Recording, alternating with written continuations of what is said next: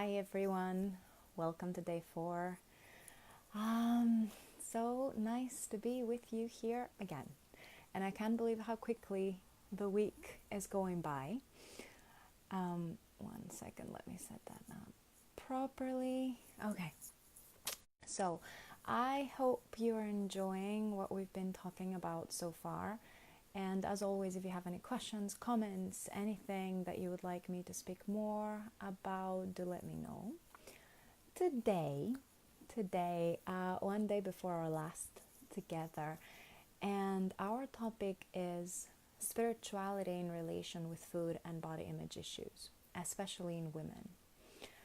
And I want to speak, as I said earlier today, I want to speak about some of the traps or that we can fall into, or the challenges that we face as women that identify as spiritual women, soulful women, heart-centered women, women who are drawn to spirituality in any form or shape, right? And this is a very interesting one for me, and I'm coming in to speak both from my personal experience, but also my clients' experience. And it's been interesting to me over time. I've been working more and more with spiritual women, healers, and generally women who are active in this space, whether it is from a more divine feminine perspective or a yoga perspective, meditation, Reiki, different approaches. But I've been moving towards working more and more with women who are in these areas, partly because my work, I've been allowing more of the spiritual aspect of myself and the work that I do to come through and be integrated in that. And so I've started to notice the exact same thing and the exact difficulties that I had faced when I was struggling with food and body, and I was deeply into spirituality at that point in my life. A very specific form of spirituality, and that's what I'm going to cover today. And as I'm working with these women, I'm seeing over and over and over again the same issues, misunderstandings,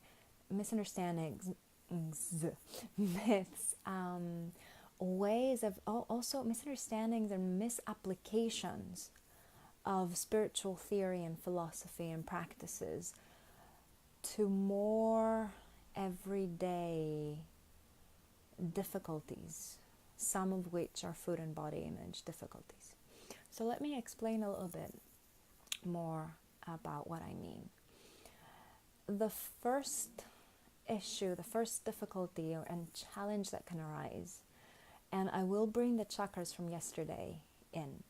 And so the first challenge that arises is that spiritual practices by nature, or most of them, and especially in the past, before the divine feminine and the women's spirituality and goddess-based and earth-based spirituality made this huge return, which has been super useful when it comes to food and body. And I'll tell you why. But before that, and generally, spirituality has been focusing a lot on developing those higher chakras, our connection with the divine, right? But by developing, there's been such a strong emphasis on those higher realms and our connection with spirit and energy and light.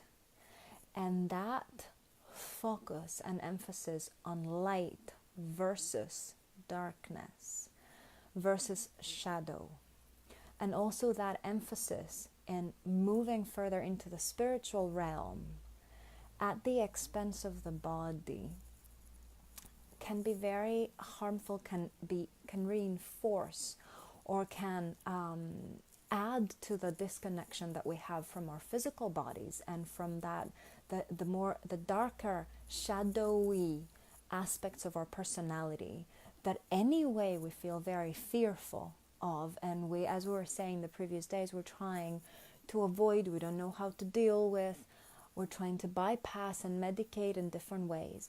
And so when we approach spirituality from that place, and there is a lot of movement high above. And there is a lot of emphasis also on transcendence. So in some spiritual traditions, there is this idea and this desire to transcend the body, because the body is the lower part of our being.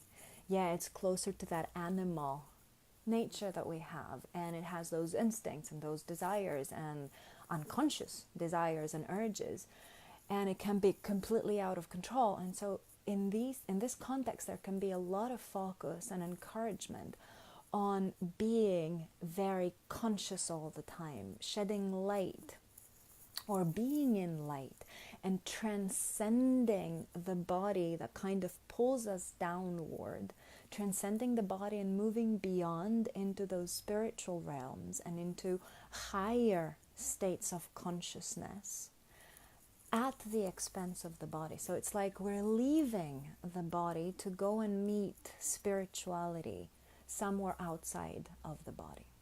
And already having, like most of us, a super large majority of people do not have a good connection with their physical bodies. We are a disembodied culture and society, and group of people. So starting from that place and then going into spirituality and kind of being further taken away from the body to go and find this higher space and this higher energy, it kind of increases the gap, it increases the split between light and shadow, and between spirit and body, right? And so very often what happens is that we enter spiritual approaches, philosophies, practices from a place of not having dealt or processed with whatever has happened in our own personal, very, very human lives. And if you go back to the videos, I'm just realizing as I'm saying it, I've been speaking a lot about the human versus the superhuman, or the transcendental, or the I don't know, that even the spiritual, because I deeply believe that in the most human aspects of ourselves, there lies also the greatest spiritual potential that we have. And so let me go back to what I was saying. Picking it up from a chakras perspective, that can be really useful here. Many of us approach spirituality from a place of still carrying everything that has happened in our lives and our personal material. Hi, Stacy. Hello. Entering spirituality from a place of having all that material of our personal lives, not having gotten the chance to go into and process it and sit with it and see what is there. Work with our connection with the ground and with the physical body. Learn how to deal with our emotions. Get in touch and get familiar with our shadow and with those aspects of ourselves that we have deemed unacceptable or unlovable and we have suppressed. And so we carry all of that material without really being conscious of what is in there. And so from that place, which means from a chakra perspective that we don't have a good grounding, we don't have a good foundation, our lower chakras, heart and below, are not quite developed yet.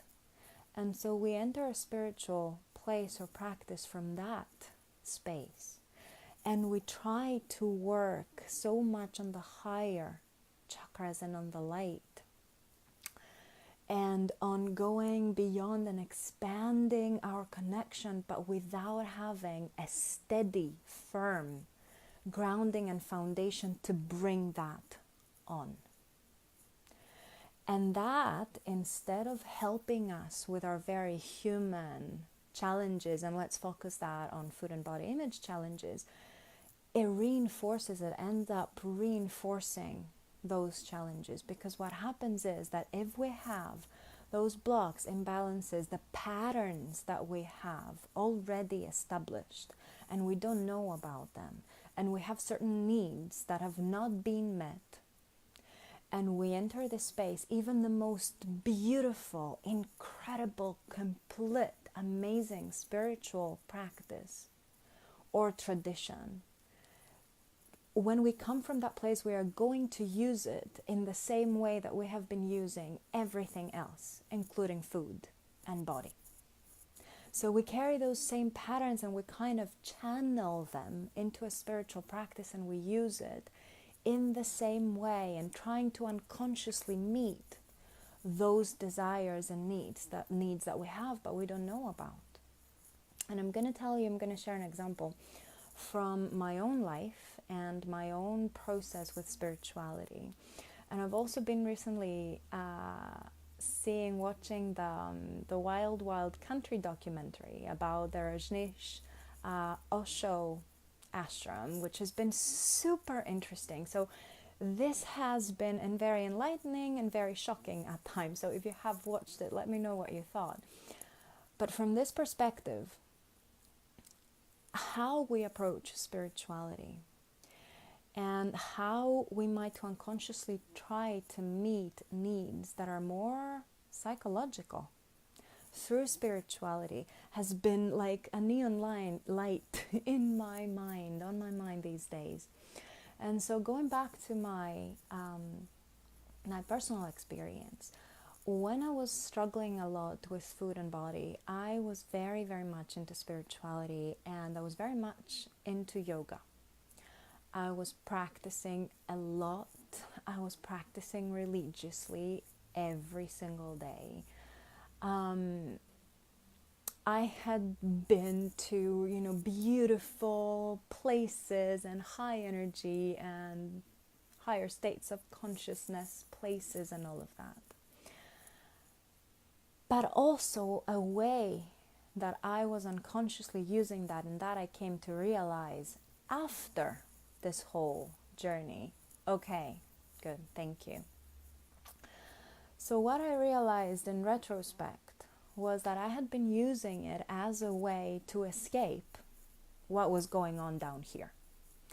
So I was and you've heard the term spiritual bypassing, so that was exactly what I was doing. I was kind of moving around and leaving this place down here and going up here into, deep breathing and movement and endorphins flushing in my system and getting in touch with other, places and dimensions and whatever that is. And I was in a natural high. But that kind of took me away from whatever and prevented me from actually feeling and sitting with that darkness that was down here, with any challenging emotions, any struggles that I had, anything that I was struggling with. I was kind of bypassing it in this way, and I was very zen and very happy, right? And then my problems would get even worse because I approached it from that place of, I was starving myself at that point. I was not eating. And so spirituality became like an excuse, became my alibi. I was not starving myself. I was being very spiritual and very light, and I was eating all the right foods, and I was doing all the right cleanses, and I was in a very high state, but a very ungrounded state as well. And so the other thing that I remembered as I was thinking about that before was that it's interesting how something, different teachings or approaches kind of come and meet you where you are. And that can be scary sometimes, because I was really interested in the chakras from far back. And so I was working with them a lot from a spiritual perspective. And then I had started practicing Tantra yoga, Kundalini, chakra yoga a lot. And the school that I was practicing with would actually actively encourage us to not focus on those lower chakras at all, and to focus only on that higher chakras. And the idea was that we all collectively as a society have a very overactive sacral chakra, which is about sexuality and food and alcohol and all of that. And so their perspective was that we were collectively abusing that, we were overdoing it in this space, and we were acting very unconsciously on our emotions. There was not enough consciousness and witnessing and kind of mastering our emotions. And so the idea was that we needed to bypass that, like actually bypass that, not spend time in there at all, because spending time in there would kind of stimulate it even more, and everything we dealt with would become worse. And so we kind of moved upwards the spine, and we spent so much time on that higher space that after spending a month in Thailand practicing, I had gotten so ungrounded and physically sick, because I was only up here, and I had already entered this space in an ungrounded, underweight, very much troubled state. And so that only reinforced that and added to that.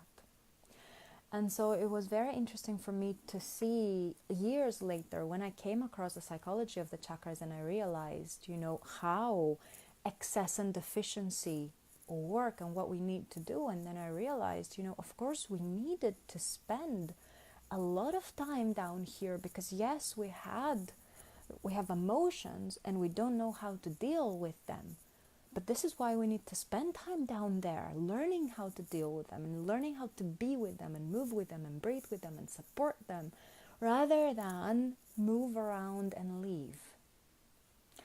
So bringing it all back, I guess what I want to say is that when you haven't done that ground work, and that's not also to say that you cannot practice spirituality unless you have gone deep within and resolved everything, which never happens really, but it's more about how can those two walk together. And there is a whole other conversation around how can we include the body in spirituality. How can we look for the spiritual in the mundane and in the material, and how can we bridge the split between this high above, between spirit and body, between high energy and low energy that's not even low energy at all. And some of my deepest, most powerful spiritual experiences have come out of doing that deep digging within and working with that shadow material and working with the darkness within myself, because unless I do, it will manifest somewhere else. And this will be the focus of my next point. There is something that Carl Jung said that's about, the brighter your light, the spiritual light, the larger the shadow. Right? So it's so vital, it's so essential that we spend time on both, and we don't make one better than the other. And it's also really important to start working. That's why, if you signed up for the chakra course that I shared yesterday, in one or more of the videos, you'll realize that I speak a lot about the ground, about the foundation, and about chakra 1, the root chakra, and how much time we spend there, and how I personally always start there and always go back to that. Because really, imagine trying to build something. If we are like a building made of those chakras, and our chakras are floors, imagine trying to build something from the top down and not having any foundation, not having any connection, anything placed on the ground, and then trying to open those higher centers without having any channel and any space to contain these high energies. Yeah, and my experience has been that the more we work with high energies, the more important it becomes to do a lot of grounding and a lot of embodiment work. Because it is very high energy and we need to be able to contain that somehow. And we need a lot of awareness of the reasons why we do that, the reasons why we do anything for that matter, but especially spirituality.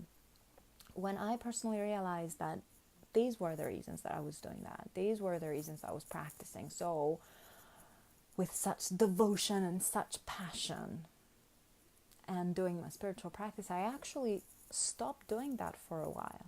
And again, that's not to say you stop doing spiritual practice, but I was so shocked by that. I was really shocked when I realized why I was doing that. And then I said, okay, I'm not going to be doing that anymore, or for a while.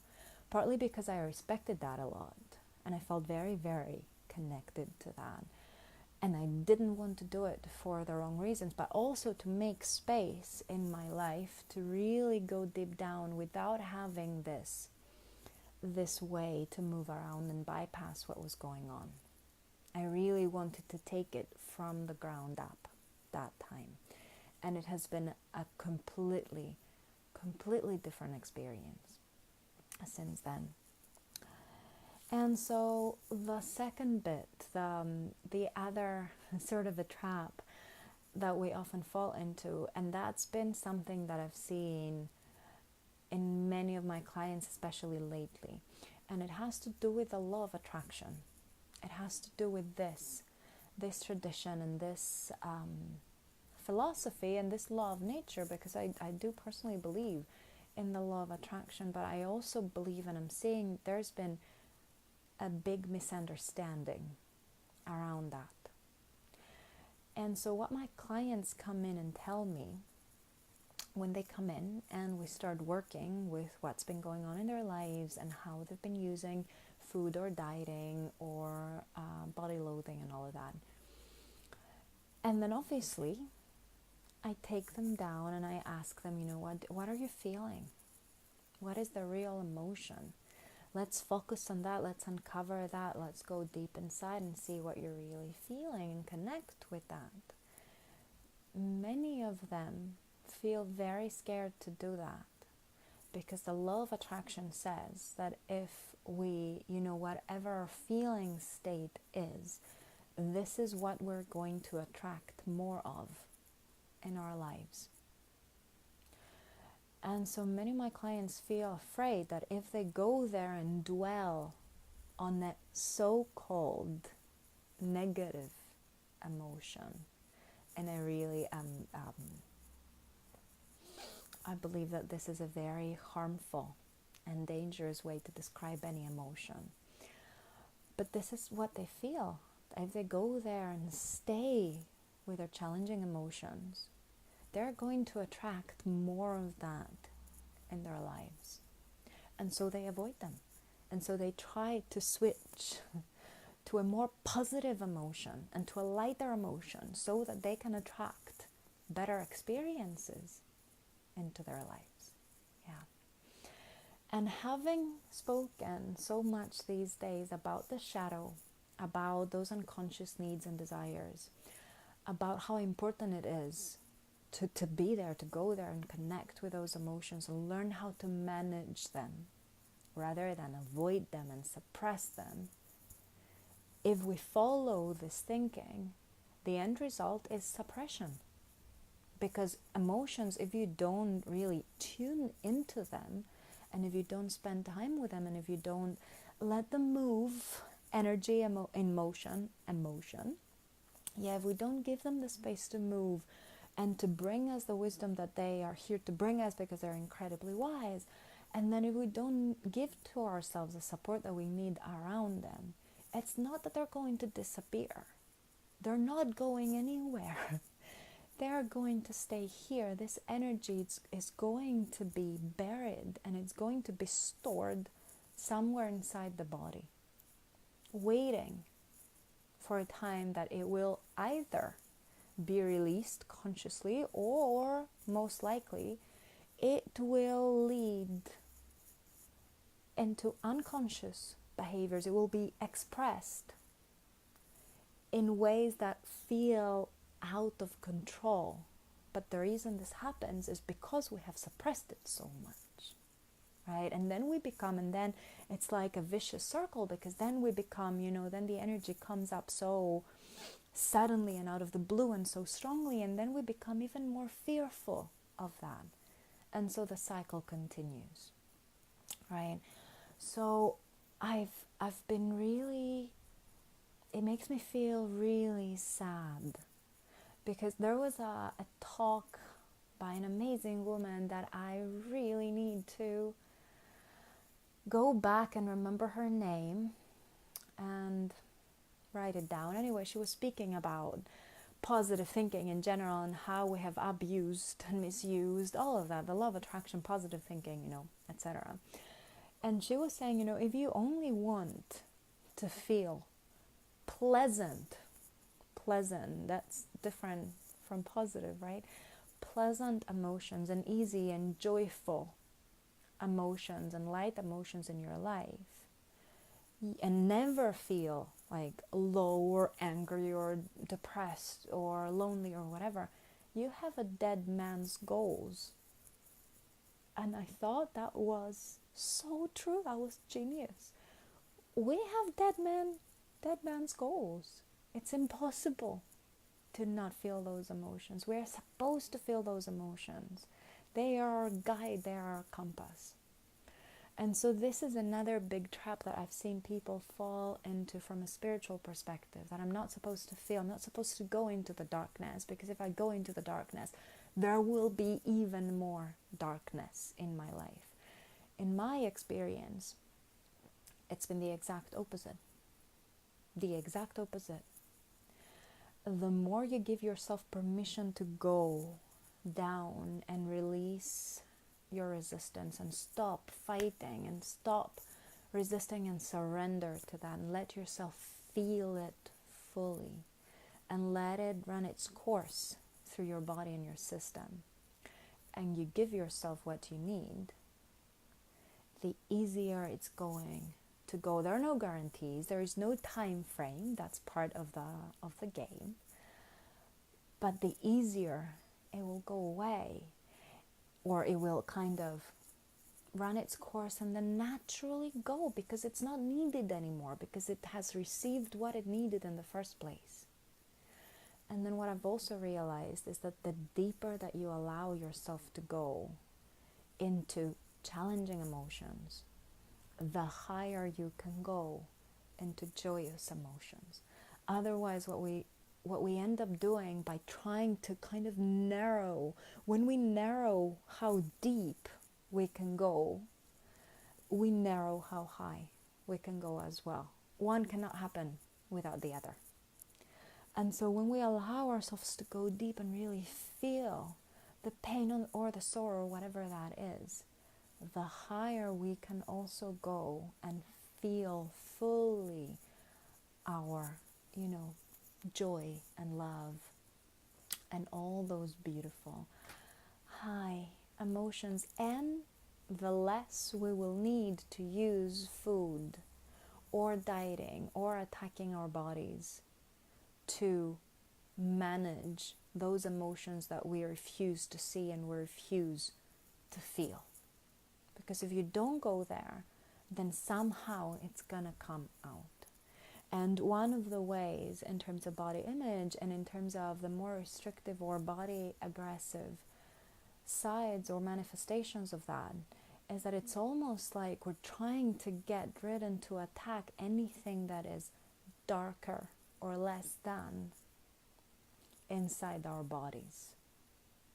And so it's like, how can we expand our space to include all of that? And how can we, as I was saying before, bridge the gap between high and low, between sky and earth, between our body and spirit? How can we, and Adea, in the book that I mentioned yesterday, she speaks about transcendence, like going to find the spiritual somewhere outside of our bodies and seeing our urges, instincts, emotions, all of that darker material as non-spiritual. And then there is also eminence. That's about the divine or spirit or energy being here, embodied right here, right now. And that can be incredibly healing from a food and body perspective. Like seeing your body itself as the ultimate spiritual space to be in, that temple that we speak about, but in a very real, tangible way, is one of the most healing things or shifts that I've experienced in my own journey and process. And this is why I've brought very much goddess spirituality and the more divine feminine spirituality that is very much body inclusive and includes all those processes and focuses on that connection with the earth and with our womb and with all of that is inside our female bodies.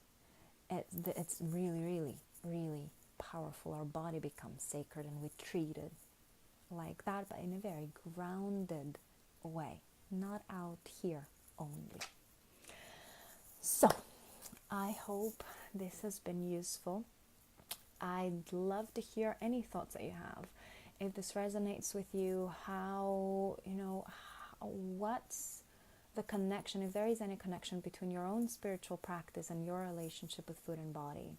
What has been helpful? What hasn't? If you have experienced any of those challenges, if you have fallen into any of those traps that I spoke about, let me know and let us know. And I look forward to seeing you in the group. Lots of love.